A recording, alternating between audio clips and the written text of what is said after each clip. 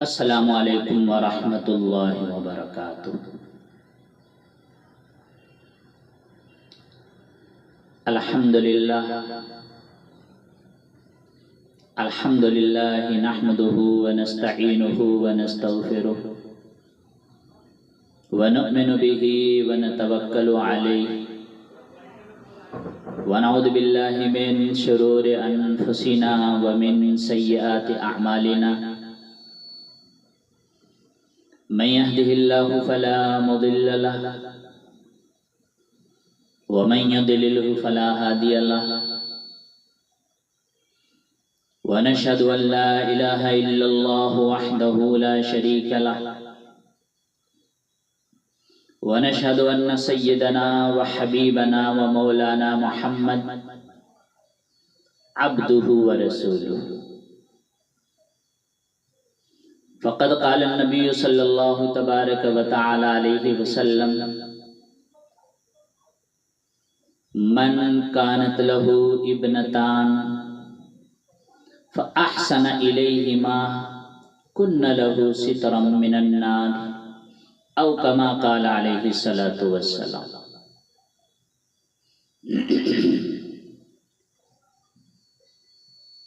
میرے محترم بھائیوں اور دوستوں، بزرگوں، میں نے جو حدیث مبارکہ آپ کے سامنے پیش کی ہے، اس حدیث کے اندر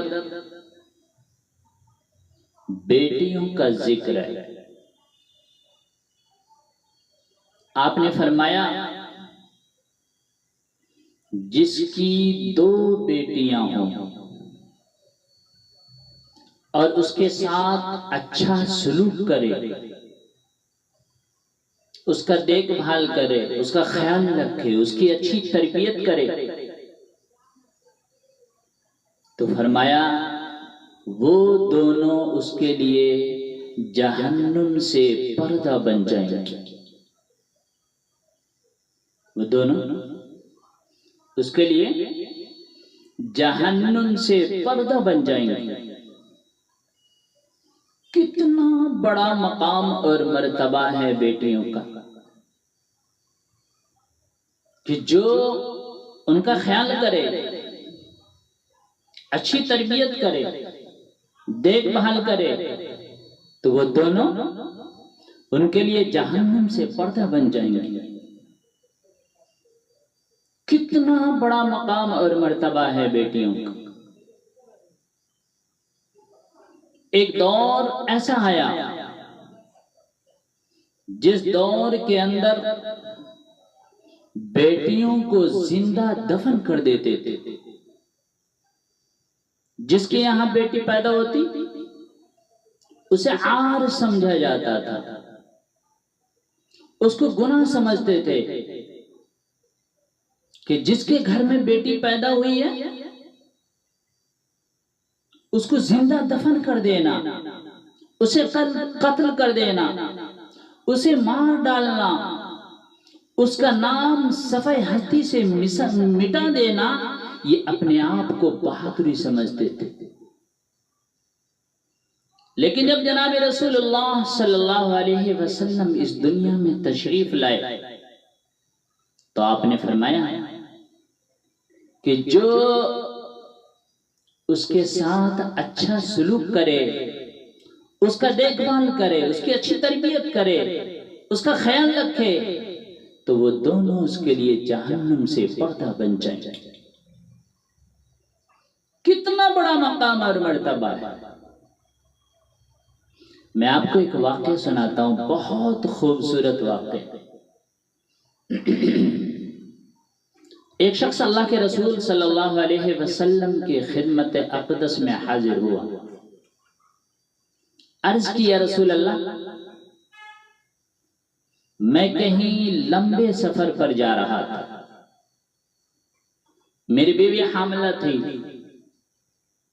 میں نے اپنی بیوی سے کہا کہ اگر بیٹا پیدا ہو تو اسے اپنے پاس رکھ لینا، اور اگر بیٹی پیدا ہو تو اسے زندہ دفن کر دینا۔ یہ میں کہہ کے یا رسول اللہ لمبے سفر پر چلا گیا۔ کچھ دنوں کے بعد جب میں اپنے گھر واپس لوٹا، میں اپنے گھر کے دہلیز پر قدم رکھا تو میں نے دیکھا کہ ایک خوبصورت ننھی سی پھول سی گڑیا میرے آنگن میں کھیل رہی ہے۔ میں نے پوچھا تم کون ہو؟ کہا جی میں اس گھر کے مالک کی بیٹی ہوں۔ کہ اس گھر کا مالک تو میں ہوں؟ جیسے اس نے یہ سنا نا، وہ فوراً قدموں سے لپٹ گئے۔ کبھی وہ ہاتھ چوم رہی ہے، کبھی وہ بوسہ دے رہی ہے، کبھی قدموں کو چوم رہی ہے، کہہ رہی ہے ابو جان آپ کہاں چلے گئے تھے؟ لیکن میں اپنی بیوی کو گھور کر دیکھ رہا تھا۔ میں کہہ رہا تھا کہ میں نے تجھے کہا نہیں تھا کہ جیسے ہی اگر بیٹی پیدا ہو تو اسے زندہ دفن کر دینا؟ تو نے اس سانپ کو اب تک زندہ رکھے ہوا ہے۔ پر یا رسول اللہ میری بیٹی توتلے لہجے میں جب مجھ سے میٹھی میٹھی باتیں کر رہی تھی، مجھے کہہ رہی تھی کہ ابا جی آپ کہاں چلے گئے تھے؟ میں راہوں پر بیٹھ کر آپ کا انتظار کر رہی تھی، میں راستوں پر بیٹھ کر آپ کا انتظار کر رہی تھی کہ میرے ابا جان کہاں چلے گئے؟ پر یا رسول اللہ میں موقع کی تلاش میں تھا کہ کم موقع مجھے ملے میں اس سانپ کو زندہ دفن کروں،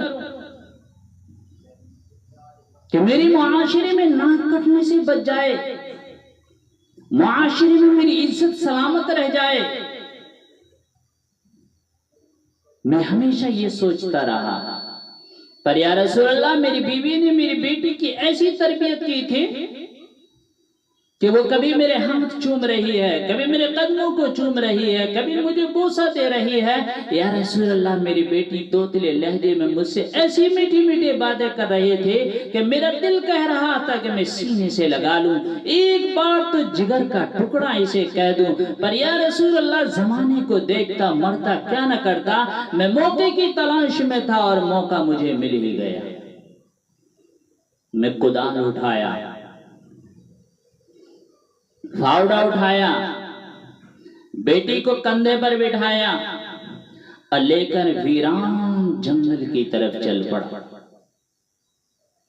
میری پھول جیسی ننھی میرے کندھے پر ہے، مجھ سے میٹھی میٹھی باتیں کر رہی ہے، مجھ سے کہہ رہی ہے بابا جی میں آپ کا انتظار کر رہی تھی۔ کبھی میرے قدموں کو چومتی ہے، کبھی میرے ہاتھوں کو چومتی ہے، کبھی میرے بالوں میں اپنی انگلیاں ڈالتی ہے، پیار محبت کی باتیں کرتی ہے۔ پر یا رسول اللہ مجھے پھر بھی رحم نہ آیا، اس پہ ترس نہ آیا۔ میں ویران جنگل کی طرف ایسی جگہ پہنچا جہاں کوئی دیکھنے والا نہیں۔ میں نے اپنی بیٹی کو کندھے سے اتارا، گڈھا کھودنے بیٹھ گیا۔ تیز دھوپ تھی، چلچلاتی دھوپ تھی، میرے چہرے پر پسینہ نمودار ہوا۔ جب میری بیٹی نے دیکھا نا کہ میرے چہرے پر پسینہ نمودار ہے تو اس سے رہا نہ گیا، اس نے فوراً دوپٹہ اٹھایا اور کبھی میرے چہرے کو صاف کرتی ہے، کبھی میرے ہاتھ کو پوچھتی ہے اور کہتی ہے ابا جان تھوڑی دیر انتظار کر لیں، بعد میں کام کر لینا، ابھی بیٹھ جائیں۔ پر یا رسول اللہ مجھے پھر بھی رحم نہ آیا، میں گڈھا کھودتا رہا، قبریں کھودتا رہا۔ جب کھود کر تیار ہو گیا میں گڈھے سے باہر نکلا اور میں نے اپنے بیٹی کو یوں دونوں ہاتھوں سے دھکا دیا، وہ منہ کے بل جا کے گر پڑی اور میں اس کے اوپر مٹیاں ڈالتا رہا۔ وہ چیختی رہی، چلاتی رہی، کہتی رہی، عرضیاں کرتی رہی، فریادیں کرتی رہی کہ ابا جان کون اپنی بیٹی کے ساتھ ایسا سلوک کرتا ہے؟ آخر میرا جرم کیا ہے؟ آخر میرا گناہ کیا ہے؟ آخر میری غلطی کیا ہے جس غلطی کی سزا مجھے مل رہی ہے؟ یا رسول اللہ میری بیٹی چیختی رہی، चिल्लाती रही, अर्जियां करती रही, मुझसे फरियादें मांगती रही, फिर भी मुझे रहम ना आया और मैंने उसे जिंदा दफन कर दिया।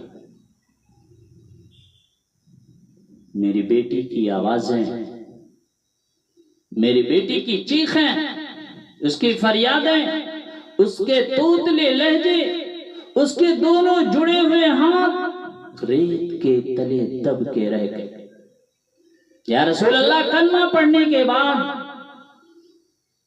आपके आने के बाद, आपकी आमद के बाद, आपके पास बैठकर इस्लाम लाने के बाद, आपके लबों से बेटी की शान सुनने के बाद मुझे उस बेटी की आवाजें, उस बेटी की चीखें मुझे सोने नहीं देती। या रसूल अल्लाह, मैं हमेशा अफसोस करता हूँ, हमेशा गिड़गिड़ाता हूँ, काश मैं अपनी बेटी को अपने सीने से लगाया होता, आज मेरी बेटी मेरे पास होती। मेरे भाइयों, ये इतना दर्द भरा वाकया था कि सुनने के बाद न सीना फट पड़ा। इसलिए मेरे भाइयों, अपनी बेटी का ख्याल रखें, उसकी अच्छी तरबियत करें, देखभाल करें, उसका ख्याल करें। अल्लाह के रसूल सल्लल्लाहु अलैहि वसल्लम ने फरमाया कि जो उसके साथ अच्छा सलूक करे, देखभाल करे, उसकी अच्छी तरबियत करे, तो वो दोनों उसके साथ जहन्नुम से पर्दा बन जाएंगे। अल्लाह पाक हम सबको बेटियों की कदर करने की तौफीक अता फरमाए, हर बुरी चीज से हम सबकी हिफाजत फरमाए। आमीन। व आखिर दावाना अनिल हम्दुलिल्लाहि रब्बिल आलमीन।